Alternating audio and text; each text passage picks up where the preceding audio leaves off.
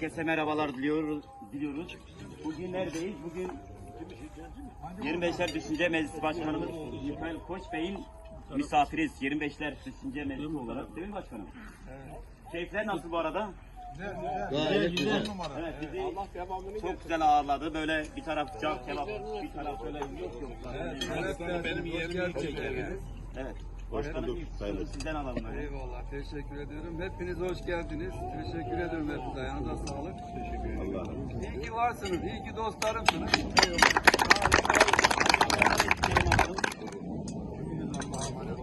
Teşekkür ederiz. Evet. Evet, ya birazdan cam kebaplar geliyor. Şu cam kebabın yanına da bir gidelim mi? Böyle sevgili kardeşimle şu oraya doğru bir gidelim.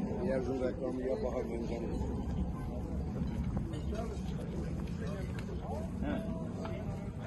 Cam kebabımız da burada. Birazdan tabii ki servis yapılacak. Değil mi? Güzel güzel yiyeceğiz. Teşekkür ediyorum. Başka